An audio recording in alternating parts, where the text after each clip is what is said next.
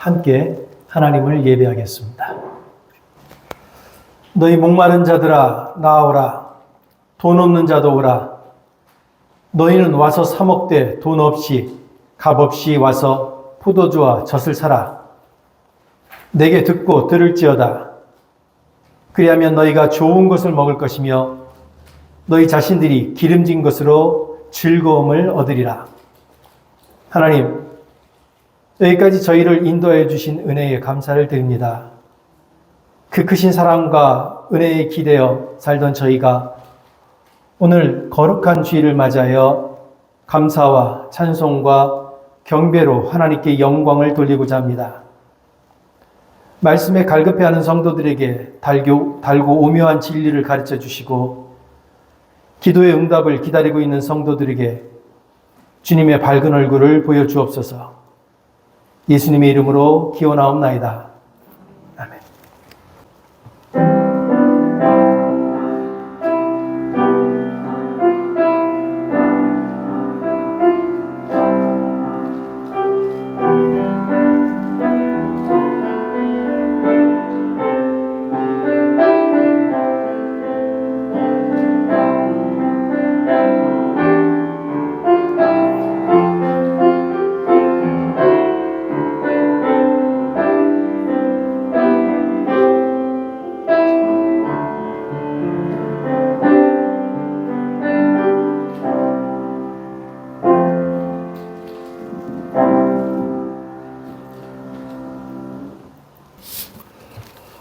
송정락 장로께서 기도하실 때 다 함께 기도하겠습니다. 아버지 하나님 감사합니다. 오늘도 저희를 건강한 몸으로 교회에 나오시도록 하여 주시니 감사합니다. 저희가 죄인이지만 아버지 앞에 나와서 경배와 찬양을 드리시도록 해주심을 감사합니다. 계절이 바뀌어 맹렬하던 여름이 잦아들고 나뭇잎들이 황갈색으로 변하는 가을로 변화로서 또 한 계절의 삶을 시작하는 기적을 보여주심을 감사합니다. 오늘 저희가 주일 예배로 예배당에 모였습니다. 십자가에 달려 죽으신 예수님의 죽으심으로 저희의 죄 용서하심을 주시고 거기에 더해 끊임없는 사랑과 용서로 저희를 이 세상에서 살아가게 하시는 하나님, 저희의 기도를 받아주시옵소서. 저희가 부족하여 죄 속에서 살아가고 있지만 아버지께서 주신 죄 용서하심을 저희가 잊지 않고 감사를 드리고 아버지의 진정한 사랑과 용서와 정의로움을 알고 선하게 이 세상을 사는 아버지의 아들과 딸들이 되도록 인도하여 주십시오. 입으로만 십자가하고 타령하는 것이 아니라 그 십자가가 아들 예수 그리스도께서 달리시고 무도한 사람들의 정의 옆구리를 찔리시고 결국 이 세상의 죄를 모두 안고 돌아가신 예수님의 십자가 그리고 아버지 십자라는 것을 저희가 가슴 깊이 새겨야 하는 십자가임을 배부에 새기도록 하여 주십시오. 이 세상 어떤 것보다도 깊고 어떤 것보다도 무거운 십자가 그리고 절대로 벗어나서는 안 되는 십자가라는 것을 정확히 알 수 있도록 하여 주십시오. 그러나 아버지, 저희는 용렬하여 아버지의 십자가의 목표를 종종 잊어버립니다. 저희의 죄를 대속하여 주신 십자가를 저희는 가볍게 생각합니다. 용서받았음에도 저희가 아버지 앞에 그리고 예수님 앞에 선한 삶을 살아야 된다는 것을 너무나 자주 잊고 삽니다. 세상의 욕심과 희노애락에 묻혀서 삽니다. 예수님과 하나님께서 주신 진정한 사랑과 즐거움을 잊고 살아가기도 합니다. 그리고 시험에 들지 말아야 함을 또한 잊어버리기도 합니다. 저희로 하여금 십자가에 들어있는 아버지의 크신 사랑을 의심하지 않고 오직 기쁨으로 따르도록 저희를 인도하여 주십시오. 아버지 하나님 그리고 예수님, 저희가 떠나온 대한민국을 위해서 기도합니다. 여야가 나뉘어 온 나라가 어지럽습니다. 내가 옳다, 아니 너가 옳다 하고 싸우고 있습니다.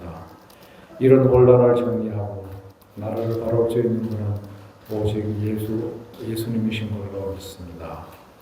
부디 대한민국의 사랑을 부어주셔서 이 혼돈을 슬기롭게 극복하고 이 작은 나라가 분열되지 않고 사랑이 충만하고 모두가 서로를 사랑하고 존중하는 나라가 될 수 있도록 아버지께서 인도해 주십시오. 그리고 이곳 링컨에 있는 그리고 저희 교회를 사랑하사 교회를 좀 이곳 링컨에 있는 저희 교회를 사랑하사 교회를 구원하여 주시옵소서. 교회의 형제자매들을 구원하여 주시옵소서. 그리고 그 구성원들이 시험에 들지 말게 하여 주옵소서. 저희 교회는 작지만 세상의 시간으로는 짧은 시간 동안 지역사회의 믿음을 지키고 지역사회의 말씀을 전하기 위하여 노력해 왔습니다. 믿음이 약하고 능력이 부족하여 내놓고 사랑할 만한 일을 많이 하지는 못하였지만 링컨이라는 도시에서 열심을 배웠습니다. 우리 교회가 비록 약하지만 아버지 보시기에 좋은 씨앗을 뿌리고 아름다운 열매를 맺는 교회로 지속될 수 있도록 교회를 도와주시옵소서. 세상 일에서 지치기도 하고 믿음이 약하 지치기도 하고 때로는 건강 문제로 지치기도 할 때도 있습니다. 그러나 아버지의 사랑으로 저희를 일으켜 주사 교회의 형제자매들을 강건케 하여 주시옵소서. 말씀 증거하시는 목사님께 함께 하사 그 말씀이 이 온 세상을 창조하신 하나님의 말씀의 대원이 되고 육신으로 이 세상에 오신 예수님의 말씀을 대신 전하는 은혜를 주시옵소서. 여기 머리 숙인 성도들 머리 위에 함께 하사 시내산에서 아버지의 하나님의 음성을 들은 이스라엘 군중들처럼 아버지의 말씀을 들을 수 있도록 하여 주옵소서. 그런 아버지의 말씀을 제멋대로 해석하는 바울을 범하지 않도록 또한 성도들을 인도하여 주시옵소서. 이제는 예배를 시작하는 시간이오니 목사님의 영을 주장하사 온 교회에 그리고 온천지에 아버지의 사랑과 진리가 밝은 빛으로 퍼져나가게 하여 주옵소서. 이 모든 말씀 예수님의 이름으로 기도드렸습니다.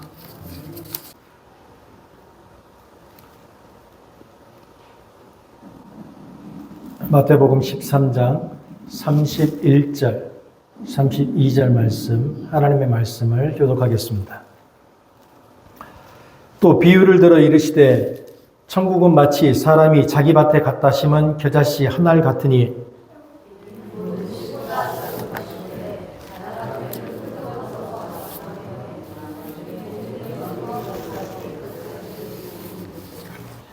하나님이 세상을 이처럼 사랑하사 독생자를 주셨으니 이는 그를 믿는 자마다 멸망하지 않고 영생을 얻게 하려 하심이라. 2000년 전 팔레스타인의 한 지역에서 생겨난 원시 종교가 말하는 이 진리는 현대를 살아가고 있는 우리들에게 어떤 의미가 있습니까? 현대를 살아가는 모든 사람들이 기독교가 진리라고 믿는 그것이 거짓이라고는 생각하지 않습니다. 다만 그들이 기독교의 진리가 기독교인들이 말하는 진리라고 하는 것이 거짓이라고 믿지 않음에도 불구하고 그들이 기독교에 관심을 갖지 않는 이유는 그 사람들이 기독교가 말하는 진리에 공감할 수 없기 때문입니다. 현대를 살아가는 사람들이 우리들에게 던지는 질문은 너희들이 믿는 그 기독교는 진리이냐 아니냐 하는 것이 아닙니다. 현대인들이 우리들에게 던지는 질문은 너희들이 말하는 그 진리가 현재를 살아가는 우리들의 삶과 관계가 있느냐 아니면 관계가 없느냐 하는 겁니다. 하나님의 성경, 즉 2000년 전에 들려졌던 말씀을 통해 우리는 하나님이 지금도 말씀하고 계시다고 하는 것을 우리 삶을 통해서 사람들에게 증거할 필요가 있습니다. 우리는 이미 2000년 전에 확정된 그리스도인의 정체성을 그대로 간직하면서도 또한 동시에 우리의 적시성, 즉 그리스도인이 세상에 도움이 된다라고 하는 기독교의 진리가 현재를 살아가는 사람들의 삶과 깊숙하게 연결되어 있다고 하는 사실을 세상에 보여주어야만 합니다. 제가 몇 차례 얘기를 했으니까 이제 본회포 정도는 아시잖아요. 그죠?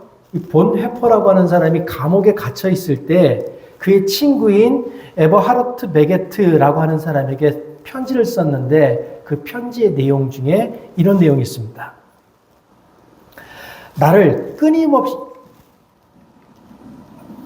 본회포가 히틀러를 암살하려다 실패해서 감옥에 갇혔고 전쟁이 끝나기 불과 며칠 전에 사형을 당했다는 건 알고 계시죠? 이제 그 배경, 목사인 사람이 히틀러를 암살하는 그 암살 계획에 가담했다가 감옥에 갇혔고 그 안에서 편지를 보냈다라고 하는 그 배경을 가지고 이 내용을 들으셔야 됩니다. 나를 끊임없이 움직이도록 만드는 것은 도대체 오늘날 우리에게 그리스도교가 무엇이며 또는 그리스도는 누구인가라는 물음이네.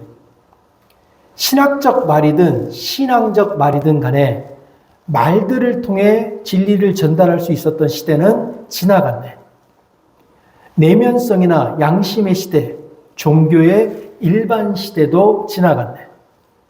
우리는 완전히 비종교적인 시대를 맞이하고 있네. 있는 그대로의 인간은 더는 종교적일 수 없네.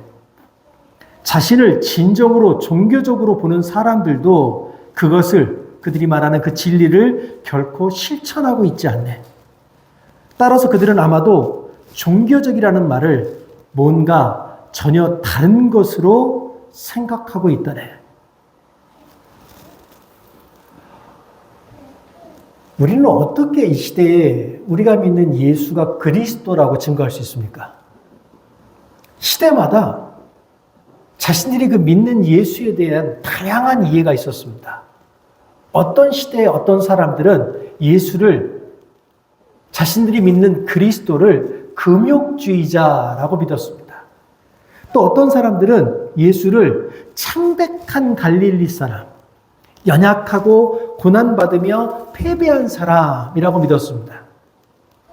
또 어떤 사람들은 예수를 이 땅에 삐뚤어진 도덕을 바로 세우는 도덕 교사와 같은 사람이라고 믿었습니다.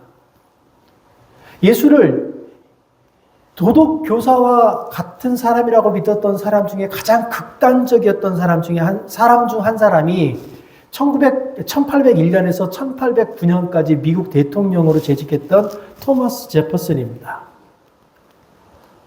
이 사람은 초자연적인 것은 이성과 양립할 수 없다라고 믿었습니다. 그래서 성경에 기록되어 있는 초자연적인 모든 것들을 다 제해버리고 자신의 이성으로 용납할 수 있는 것들만 남겨서 성경책을 발간했습니다. 근데 그 사람이 발간한 그 성경책을 읽어보니까 그 성경책에 나온 예수는 그냥 도덕교사입니다. 반면에 쿠바 대통령이었던 피델 카스트로는요, 예수님을 위대한 혁명가, 자유의 투사, 도시의 게릴라, 검은 턱수염과 불타는 눈을 가진 1세기의 체게바라라고 불렀습니다. 이처럼 사람들은 자기가 어느 자리에 서 있느냐에 따라서 자기 위치에서 다양한 시각을 가지고 다양한 묘사를 통해서 예수님을 현대에 자기가 살던 시대에 소개하려고 노력했습니다. 이들 모두는요, 자기 나름의 이상과 열망을 가지고 예수님을 재해석했고 나름의 형상으로 그분을 창조하려고 노력했습니다. 어떤 의미에서 현대적인 예수님의 모습을 그렸다, 현대적인 예수님의 모습을 그려내겠다라고 하는 그들의 동기는 옳습니다. 그러나 그들이 묘사한 예수의 모습이 진정한 예수님의 모습이 아니었기 때문에 그 결과는 언제나 왜곡되었습니다. 우리가 지금 당면한 도전도 그것입니다. 우리는 어떻게 이 시대에 예수님의 모습을 정확하고 호소력 있게 이 세상에 전할 것인가? 예수님은 성경에서 하나님 나라에서 말씀하십니다. 하나님 나라에 관해 참 많이 말씀하십니다. 그런데 예수님이 말씀하시는 그 하나님의 나라는 무엇입니까? 하나님의 나라라고 하는 건 하나님의 통치가 온전히 이루어지는 나라입니다. 다른 말로 하면 하나님의 통치가 온전히 이루어지면 그곳이 어디든지 장소와 상관없이 그곳은 하나님의 나라가 된다고 하는 겁니다. 그럼 우리 그리스도인들의 목표는 뭡니까? 우리 그리스도인들의 목표는요, 우리가 살아가는 가정, 우리가 하나님을 예배하겠다고 모이는 이 교회, 우리의 직장, 학교, 나라, 온 세계가 하나님의 나라가 되게 하는 데 있습니다. 그러니까 교회는 하나님의 새로운 사회, 복음이 살아있어서 구현되는 사회, 하나님 나라의 표지, 인간의 공동체가 하나님의 자비로운 통치 안에 있을 때 어떤 모습인지를 보여주는 사람들이라고 하는 거예요. 어렵습니까? 우리는 어떤 일을 하는 사람이냐면 여러분들이 개인적으로 삶을 살아가는데, 여러분들의 가정 생활을 할 때, 여러분들이 이 교회에 와서 생활을 할 때, 여러분들이 직장에서 직장 생활을 할 때, 학교에서 학교 생활을 할 때, 어느 곳에 있든지 여러분들이 살아가는 그 삶의 모습을 보고 사람들이 하나님의 통치가 온전히 이루어지면 저렇게 살아가는 거구나를 느끼게 해줘야 되는 것이 우리라고 하는 겁니다. 다른 말로 하면 예수 믿으면 천국 가요 라고 하는 이 말이 굉장히 중요한 말이기는 하나, 이 말만 가지고 복음을 전하는 것이 아니라 여러분이 예수를 믿으면 천국 가요 라고 하는 그 말과 함께 여러분의 삶, 여러분의 행동을 통해서 천국을 사는 것이 어떤 것인지를 보여줘야 한다는 겁니다. 그렇다면 우리가 우리의 말과 행위로 하나님의 나라를 세상 사람들에게 전하려고 하면 어떻게 해야 됩니까? 예수님은 회개하고 복음을 믿으라 라고 말씀하셨습니다. 하나님 앞에 회개하는 게 먼저입니다. 회개하고 복음을 믿어야, 하나님을 믿어야 하나님의 백성이 될 수 있는 겁니다. 근데 회개라고 하는 건 삶의 방향, 삶의 가치까지 바뀌는 겁니다. 삶을 대하는 태도가 바뀌는 겁니다. 그렇다면 삶을 대하는 태도가 바뀐다는 건 또 왜 중요합니까? 사람들이 여러분을 보고 예수를 믿으면 저렇게 바뀌는구나를 알아야 되기 때문입니다.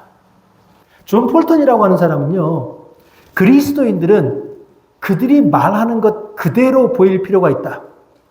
1차적으로 어떤 것을 전달하는 것은 말이나 사상이 아니라 사람이다. 지금 전달되는 것은 기본적으로 인격적인 신빙성이다 라고 말했습니다. 그렇다면 우리가 정말로 예수를 그리스도로 고백하고 예수 그리스도의 표지를 따라서 우리의 삶을 대하는 태도가 바뀌었다면 그런 사람들이 모여있는 곳이 하나님의 나라인데 그 하나님의 나라는 어떤 곳입니까? 오늘 본문에서 예수님은 이렇게 말씀하십니다. 천국은 마치 사람이 자기 밭에 갖다 심은 겨자씨 한 알 같다. 예수를 그리스도라고 고백하면서 삶의 태도가 바뀐 사람들이 모였는데 아주 대단한 나라다라고 말씀하지 않고 겨자씨 한 알 같다라고 말씀하십니다. 여러분이 이제 지금 보시는 이 그림이 겨자씨입니다. 제일 왼쪽에 있는 게 겨자씨고요. 중간에 있는 게 다 자란 겨자나무입니다. 겨자풀이라고 그러죠. 그리고 오른쪽에 있는 것이 백향목, 레바논 백향목이라고 하는 겁니다. 근데 이 세 가지 중에서 이스라엘 사람들이 가장 좋아하는 게 그 레바논 백향목입니다. 근데 제가 궁금한 게 이거예요. 이스라엘 사람들은 저 백향목이라고 하는 나무를 정말 좋아하는데 왜 예수님은 저 크고 웅장하고 화려한 그 위엄과 가치가 남다른 레바논 백향목이 아니라 저 손가락 위에 올라갔을 때 보이지도 않는 저 미미하고 하찮아 보이는 그 겨자씨를 하나님 나라에 비유했냐는 겁니다. 이스라엘의 문화를 알아야 돼요. 이스라엘이라는 나라는요, 굉장히 건조하고 단조로운 나라입니다. 그런데 이스라엘 사람들에게 이 겨자는 그 단조롭기만 한 그들이 만들어 먹는 그 음식에 변화를 줄 수 있는 아주 중요한 재료였습니다. 겨자씨는 그 매운맛으로 인해서 그들이 만들어 놓은 그 아주 단조로운 음식에 풍미를 더하는 조미료로 사용되었습니다. 뿐만 아니라 의료기술이 발달하지 않았던 당시에 이 겨자는 약초로도 사용이 됐습니다. 겨자는 소화 촉진, 항염 효과, 감기와 같은 어떤 질병을 치료할 뿐만 아니라 겨자를 반죽을 해서 피부에 발라 염증을 치료하거나 겨자씨로 차를 만들어서 복통이나 소화 문제를 해결하는 등의 어떤 민간요법에도 사용됐다고 합니다. 때문에 우리가 겨자씨라는 말을 들었을 때는 아주 작은 형편없는 씨앗이지만 이스라엘 사람들이 겨자씨라는 말을 들었을 때 상상하는 것은 생명입니다. 그 단순한 삶에 변화를 주는 아픈 자를 치유하는 생명. 이스라엘 사람들은 백향목을 들으면 크고 화려한 것을 떠올리지만 겨자씨라는 말을 들으면 살아나는 것, 변화하는 것, 생명이라고 하는 걸 떠올린다고 하는 겁니다. 겨자씨가 당시 사람들에게 이렇게 아주 중요한 식물이었기 때문에 당연히 그 당시 그 지역에 살던 사람들이라면 아주 작은 아이라도 겨자씨가 작다고 하는 건 다 알고 있습니다. 그런데 예수님은 본문 32절에 아주 특이하게 겨자씨가 작다라고 하는 이 말을 강조해서 말씀하십니다. 헬라어 원문에 보면 맨이라고 하는 단어가 있는데 이 단어가 우리 성경에는 번역이 되어 있지 않아요. 근데 이 단어의 뜻이 뭐냐면 참으로, 확실히, 틀림없이 라고 하는 단어예요. 그러니까 이 단어를 넣어서 성경 본문을 해석하면 이렇게 해석해야 됩니다. 이는 모든 씨보다 틀림없이 확실하게 작은 씨다. 이스라엘 사람이라면 작은 아이도 다 아는 건데 왜 이렇게까지 특별하게 확실하게 작은 씨다라고 강조하셨을까? 이렇게 말씀하심으로써 우리 안에서 이루어질 하나님의 나라의 시작이 아주 작고 초라하고 연약해서 사람들이 보기에 아주 시시할 것이다 라고 말씀하고 계시는 겁니다. 일반적으로 사람들은요, 천지를 만드신 하나님의 나라는 크고 화려하고 보기에 좋은 것이라고 생각합니다. 그런데 하나님 나라, 예수님이 말씀하시는 그 하나님 나라는 작고 연약하고 시시하고 초라한 것에서 시작됩니다. 이 겨자씨가 자라면 우리는 겨자나무라 그러니까 큰 나무를 자꾸 상상을 하는데 이 겨자씨가 다 자라면 2m에서 3m 정도 되는 풀 정도가 된답니다.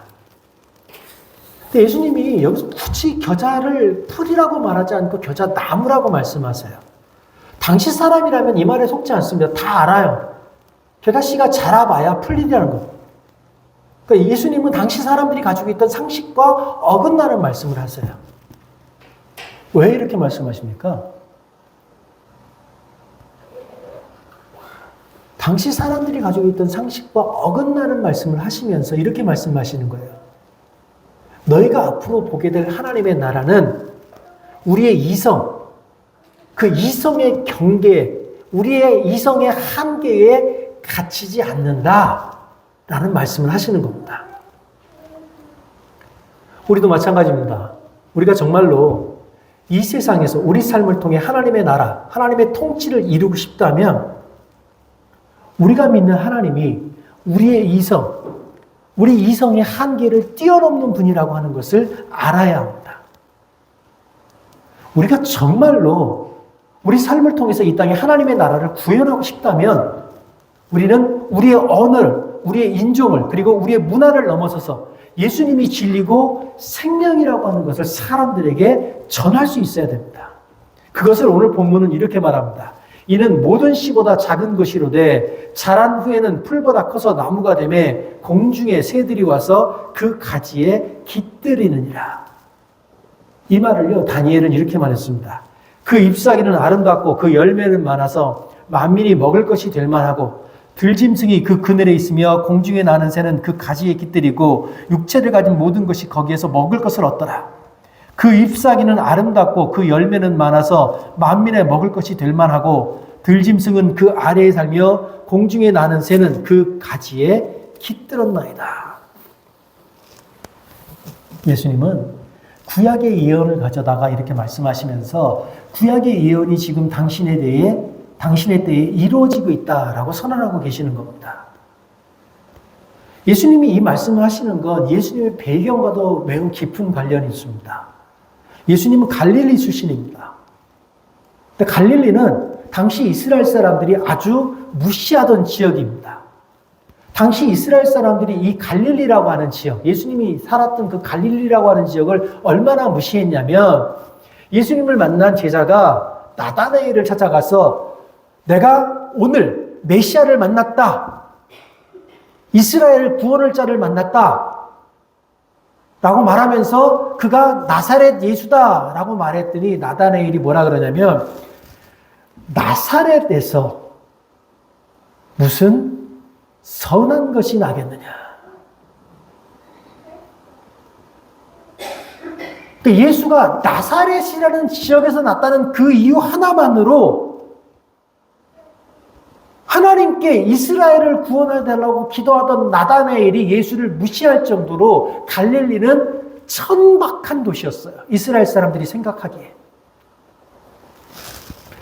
또 예수의 현재 직업이 뭡니까? 우리한테나 랍비죠. 당시 이스라엘 사람들에게는요. 전직 목수, 현직 백수. 그 이상도 그 이하도 아니에요. 예수는 전직이 아버지가 목수였기 때문에 아버지의 일을 도왔던 목수였고 지금은 불황자 같은 인간들 100여 명 늘 끌고 다니면서 여기저기 가서 밥이나 얻어먹고 다니는 지가 스스로 하나님의 선지자라고 우기는 백수 그 이상도 그 이하도 아닌 겁니다. 그런데 그 천한 지역 출신, 나사렛 지역의 출신인 그 백수 예수가 에스겔과 다니엘에 나오는 그 예언의 말씀을 하면서 너희가 보기에 지금 아무것도 아닌 이것이 내가 하나님의 진리다 라고 선언하고 있는 겁니다. 당신을 아주 차갑게 무시하는 그 세상을 향해서 예수님은 지금은 하나님의 복음이, 내가 전하는 이 복음이 겨자씨처럼 작으나 곧 크게 자라나 나무가 되고 세상을 품을 것이다 라고 선언하고 있는 겁니다. 세상이 보기에 형편없이 작고 초라하고 무시당하는 예수님이 곧 열방과 민족이 기쁨이 없고 평화를 누릴 수 있는 복음이 되어서 이 세상에 기쁨이 될 것이다 라고 선언하고 있는 겁니다. 세상이 초라하다고 평가하는 그 겨자씨 안에 생명이 담겨져 있습니다. 세상이 시시하다라고 평가하는 그 겨자씨 안에 진리가 담겨져 있습니다. 예수님은 하나님 나라가 지금은 초라해 보이고 시시해 보이지만 결국 하나님 나라는 그 안에 모든 사람들이 쉬며 안식을 누리고 생명을 누릴 수 있는 나라로 성장할 것이다 라고 선언하는 것입니다. 교회는 겨자씨와 같은 곳이어야 합니다. 교회는 연약하고 초라하고 보잘것없어 보이지만 그 안에 예수 그리스도의 복음을 바탕으로 하는 생명이 흘러야 하는 곳입니다. 그럼에도 불구하고 우리가 교회를 생각할 때 갖게 되는 문제는 이상과 현실 사이의 긴장 때문입니다. 교회에 관한 우리의 이상은 참 아름답습니다. 우리가 꿈꾸는 교회는 하나님이 사랑하셔서 택하신 백성입니다. 우리가 생각하는 교회는 그분의 특별한 보물이면서 그분 자신을 영원히 주신 언약의 공동체입니다. 우리가 생각하는 교회는 지속적으로 하나님을 예배하고 세상에 사랑의 손길을 펼치며 사랑과 평화의 안식처이자 영원한 도성을 향해서 가는 순례자들입니다. 그런데 현실을 보면 스스로를 교회라고 주장하는 우리는 종종 다소 초라한 개인들의 모임인 잡다한 오합지졸일 뿐입니다. 어중간하게 교육받고 어중간하게 구원받았으며 예배에서 영감을 얻지 못하고 끊임없이 서로 티격태격합니다.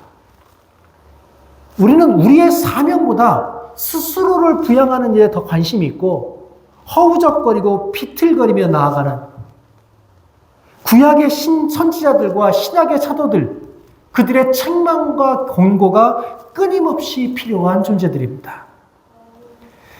이런 이상과 현실의 차이 때문에 어떤 사람은 그리스도교는 인간 역사상 가장 위대하고 훌륭한 선물, 우주에게 가장 위대한 것이라고 말했는데, 다른 사람은 오늘날과 같은 교회의 모습은 인간의 어떤 능력으로도 구원할 수 없다. 교회에 대해 생각할 때면 나는 주저앉아서 탄식하다가 죽어버릴 것 같다 라고 말했습니다. 교회에 대한 평가가 이렇게 극명하게 갈리는 시대에 오늘 본문은 우리에게 어떤 의미가 있습니까? 예수님은 하나님 나라에 대한 기대가 극명하게 갈렸던 시대에 때가 찼고 하나님의 나라가 가까웠으니 회개하고 복음을 믿으라고 선언하셨습니다. 하나님 나라가 이것이다 라고 하는 그것이 사람들 사이에 극명하게 나누고 있는 시대에 와서 예수님이 하신 말씀은 딱 한 가지예요. 때가 찼고 하나님 나라가 가까웠으니 회개하고 복음을 믿으라. 존 웨슬리는요, 본질적으로 사회적 종교인 기독교를 외톨이 종교로 바꾸어 버리는 것은 기독교를 파괴하는 것이라고 말했습니다. 예수 그리스도는요, 우리를 우리의 죄에서부터, 우리의 불법에서부터 속량하시기 위해서 오신 것뿐만이 아니라 우리를 깨끗하게 하셔 선한 일을 열심히 하는 자기 백성을 만들기 위해서도 이 땅에 오셨습니다. 예수님은 우리 한 사람 한 사람의 구원을 위해서 이 땅에 오셨을 뿐만이 아니라 우리의 삶을 통해 이 땅에 하나님의 선, 하나님의 빛, 하나님의 생명을 드러내기 위해 오셨다는 겁니다. 그렇다면 우리가 이 세상에 하나님의 빛을 드러내기 위해서 가장 필요한 것이 뭡니까? 세상의 필요를 민감하게 느끼는 겁니다. 우리가 정말로 예수 그리스도의 종이라면, 우리가 정말로 하나님 아버지의 참된 아들이라면, 우리가 정말로 하나님 아버지의 참된 딸이라면, 우리가 정말로 하나님과 참된 교제를 하는 그의 백성이라면, 우리는 예수님이 그러셨던 것처럼 우리 주변 사람들의 필요를 주의 깊게 살필 겁니다. 그들이 갖고 있는 그 고뇌에 찬 부르짖음을 듣기 위해서 우리의 귀를 기울일 겁니다. 그리고 예수님이 그러셨던 것처럼 사람들의 고통에 연민을 갖고 건설적인 방식으로 그들의 삶에 반응할 겁니다. 오늘날 우리가 처한 현실은 현대의 모든 문화가 적극적으로 기독교의 문화를 부정하려고 애쓴다는 겁니다. 현대 문화는 신 자체를 부정합니다. 인간의 절대성을 주장합니다. 세상은 하나님을 떠나서 마르크스주의를 통해서, 서구 물질주의를 통해서, 마약류의 남용을 통해서, 사교를 통해서, 뉴에이지 등을 통해서 스스로 자신의 영혼을 만족시키려고 노력합니다. 그러나 세상의 그 처절한 몸부림에도 불구하고 세상은 초월적 존재에 대한 그리움, 하나님에 대한 그리움, 절대자에 대한 그리움을 벗어나지 못하고 있습니다. 아테네의 철학자들 앞에서 사도 바울이 말했듯이 사람들은 어둠 속에서 헤매는 눈먼 사람처럼 하나님 안에서 안식을 발견하기까지 안식할 수 없도록 하신 그들의 하나님을 찾아 헤매고 있는 겁니다. 사람들이 교회를 떠나서 허망한 것들에게서 그들의 창조주를 찾는 이유는 그들이 더 이상 교회의 예배에서는 하나님을 경외하는 모습을 찾을 수 없기 때문입니다. 여러분, 오늘 이 자리에서 예배를 우리가 드리고 있는데 예배를 드리는 우리 마음속에 진정으로 하나님을 경외하는 그 경외함이 있습니까? 여러분, 지금 이 예배 안에서 우리 하나님의 그 위대하심을 느끼고 있습니까? 여러분이 그 하나님의 위대하심을 느끼고 있다면 이 예배를 통해서 지금 하나님께 영광을, 온전한 영광을 올려드리고 있습니까? 우리 정말로 정직하게 경외와 경외하는 마음으로 하나님 앞에 엎드려서 경배하고 있습니까?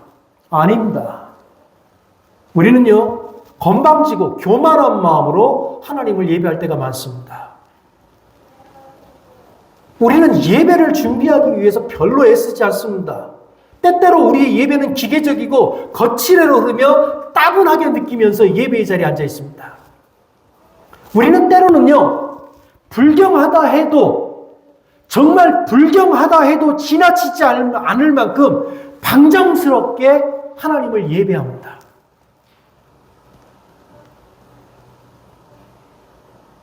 그래서 성경이 말합니다.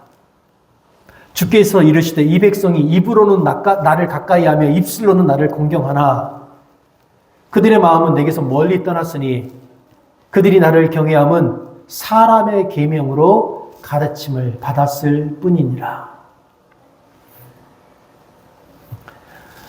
이사야의 이 말씀을 예수님은 바리새인들에게 이렇게 사용하셨습니다. 이 백성이 입술로는 나를 공경하되 마음은 내게서 멀도다. 이 말씀이 오늘 우리에게 이렇게 적용됩니다. 우리의 예배 중 너무 많은 부분이 알맹이 없는 의식입니다.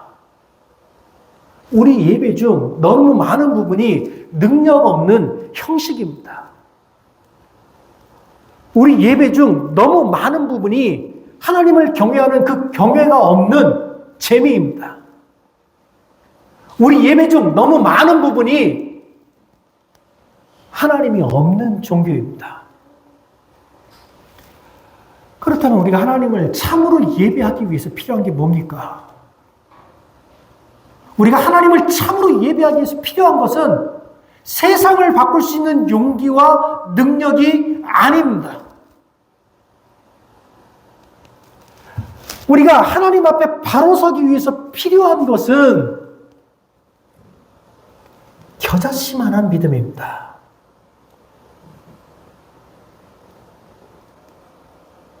아주 작은 바람에도 쉽게 흔들리는 그 겨자씨만한 믿음,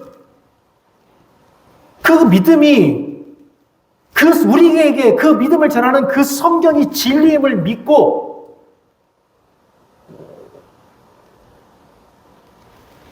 진심을 다해서, 전심을 다해서 그 말씀을 읽고